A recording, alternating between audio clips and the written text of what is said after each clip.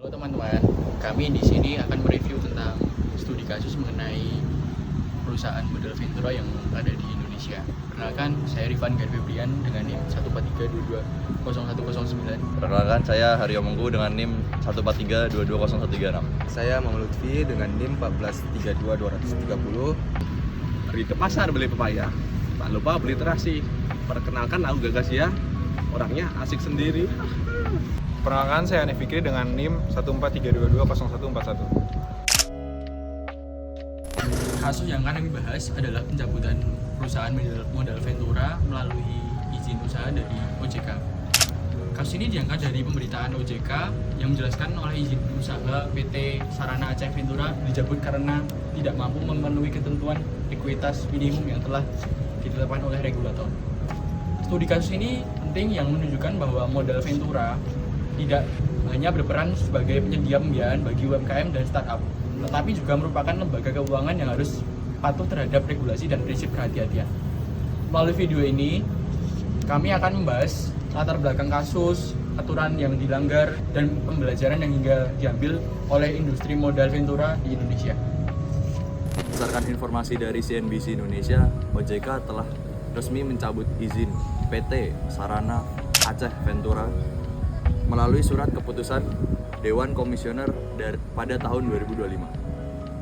Pencabutan izin ini dilakukan karena perusahaan tersebut tidak mampu memenuhi ketentuan ekuitas minimum meskipun sebelumnya telah diberikan sanksi administratif berupa pembekuan kegiatan usaha.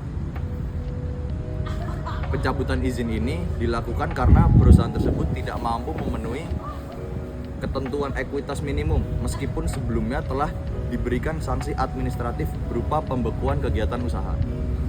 Artinya, OJK sebenarnya telah memberikan waktu dan kesempatan bagi perusahaan untuk memperbaiki kondisi keuangannya.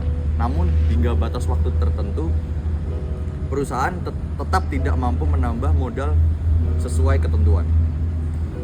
Kondisi ini menunjukkan bahwa masalah yang dihadapi bukan bersifat sementara, melainkan mencerminkan kelemahan struktur pemodalan perusahaan modal Ventura tersebut.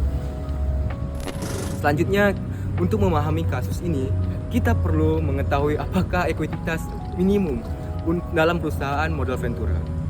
Berdasarkan peraturan OJK nomor 25 tahun 2023, perusahaan modal Ventura wajib memiliki ekuitas minimum agar dapat menjalankan kegiatan usaha secara berkelanjutan. Ketentuan ini bertujuan untuk meningkatkan dan perusahaan untuk memiliki daya tahan finansialnya, mampu menggunakan risiko investasi, dan melindungi kepentingan mitra usaha atau UMKM yang dibiayai. Jika perusahaan modal Ventura memiliki atau memenuhi ekuitas minimum, maka perusahaan tersebut dianggap tidak sehat secara keuangan dan berpotensi menimbulkan risiko sistematik. Maka sehingga OJK berhak memberikan sanksi dan pencabutan izin tersebut. Dari sisi regulator, langkah OJK mencabut izin usaha merupakan bentuk penegakan disiplin pasar dan perlindungan terhadap ekosistem keuangan.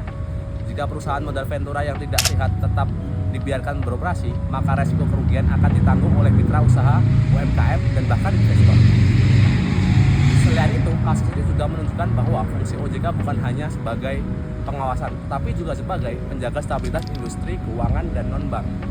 Dengan adanya penegakan aturan seperti ini, OJK ingin memastikan bahwa industri modal Ventura di Indonesia berkembang secara sehat, profesional, dan berkelanjutan. Bukan hanya mengejar ekspansi tanpa dukungan modal yang kuat. Nah, jadi dari kasus pencabutan izin usaha modal Ventura di Aceh ini, kita belajar satu hal krusial. Kesehatan finansial adalah harga mati dalam regulasi keuangan. Kasus ini membuktikan bahwa OJK tidak main-main dalam menegakkan aturan permodalan. Kegagalan memenuhi batas minimum ekuitas bukan sekadar masalah kurang uang, tapi indikator kegagalan tata kelola dalam menyusun rencana strategis jangka panjang. Lalu, apa yang harus dilakukan agar lembaga keuangan non-bank LKNB tidak bernasib sama?